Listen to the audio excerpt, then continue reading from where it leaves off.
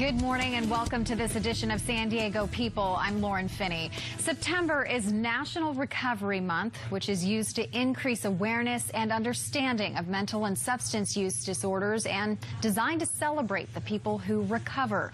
San Diego has a number of organizations that help with the path to recovery. And with me now, I have Jean McAlister, CEO and founder of the McAlister Institute. Jean, it's so good to see you.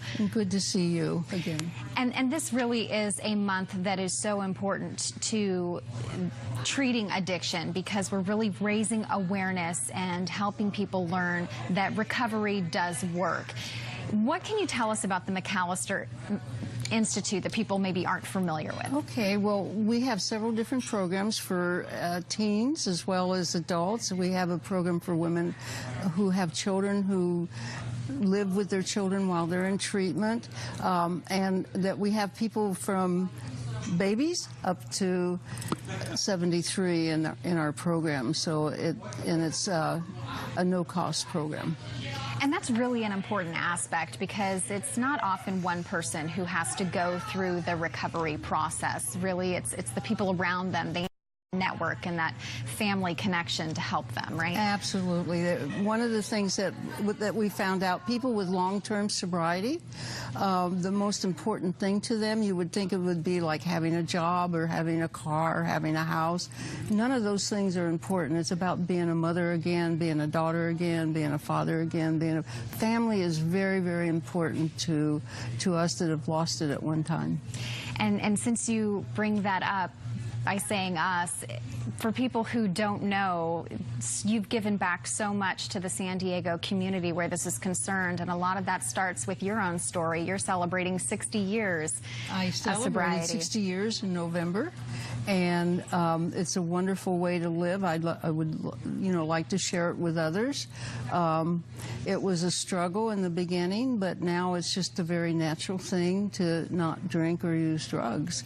And I think that people don't realize how natural it is to not use. And you actually want to get that message across to people, not to be treated any differently if you say, no, I don't drink or use. Right. One of the things that I get asked is, how do I treat the person that's in my family that's recovering? Do I not drink around them? And I say, just be normal around them. And yes, I encourage people to have parties that are non-drinking just to show their kids that you can have fun without alcohol or drugs. But basically, it's on me to make that decision. It's not on you to take care of me. And so I ask families to just act normal and not make fun or call it to my attention that I'm not drinking. Right. And the mask, the stigma has really been removed, or it's starting to be even more removed. And we're talking about the idea of addiction and what addiction is and how many people are affected. And it's when you look at the numbers in the U.S. accounts for approximately a quarter of the estimated number of drug-related deaths worldwide. What is it about our society that makes us different where those numbers are concerned? Well, I think there's other countries that have a much higher addiction problem than America, but I think that it's become very natural, normal. Drugs are more accessible. When I used 60 years ago, I couldn't find certain drugs. I had to drink because that was the only thing available to me. But right now, I could probably walk out on the street and find a drug. They're just there. And people don't realize that they're in the schools, that the kids are being educated very early. They know that they're there. They know that they can get them if they want them. And people I read biographies by people with problems, and sometimes they start as early as 11 years old. Yeah. Mm-hmm. And this idea of legalizing marijuana in certain states, has that changed the dialogue at all in what you do? Well, we're a drug-free workplace, so we're not ready for that. And I have some personal feelings about it, and I think it is a gateway drug. I think that I don't want to be on the road with people that are half loaded with marijuana or alcohol. I think that that's going to be a problem when it happens. would hope that people could live their lives without it. And I think that that's one thing that I want to get across, is that recovery works. The other thing is that you don't know if you're going to be addicted or not until you use. Right. Yeah, I didn't make the choice to be an addict. I wanted to go out and have a drink just like you. You and I can go out to dinner. I'll have a drink. You'll have your drink. You'll go about your business, but I'm going to stay at the bar and drink. Right. And so you say in 60 years, it's not worth testing that. No, not at all. If they gave me a pill and said I could use alcohol, I would say, what for? Right. Yeah. So when we talk about the recovery process and getting into treatment and the resources that are out there, some people think that it's not attainable for them, or that they can't afford treatment and that journey to recovery. But there are services like yours, and you mentioned many are free. Yes, and it's based on your ability to pay, but most people can't pay, and if you refuse to pay, we're still going to see you, all right?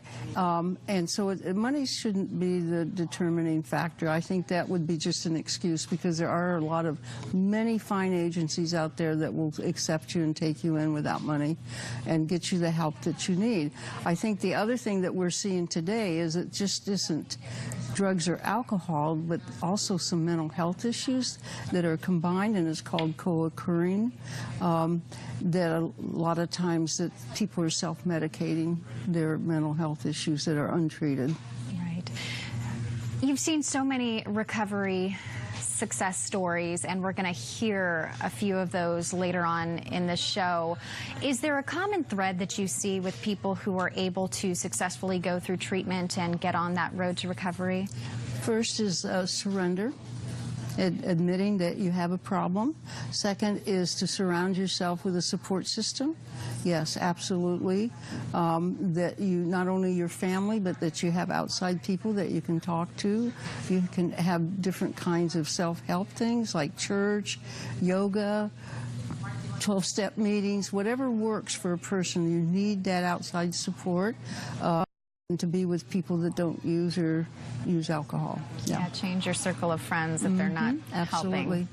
Totally. What's the best way for people to get in touch with you or the McAllister Institute? Well, I'm going to give you my cell phone number, which is 619-987-6393. I give it out freely. It's been used before. I can get you help, and I'm happy to have you call and give you the resources that you need to get some help, because we've saved a few lives with that phone number. Many, many, many more than a few. So, right. Jean McAllister, thank you so much, and we'll have that information on our website for people who need it. And thank you. Yeah, thank you. Appreciate it. Well, coming up on San Diego People, we'll talk to another addiction specialist about more resources available right here in San Diego, especially for our homeless veteran population. Stay with us.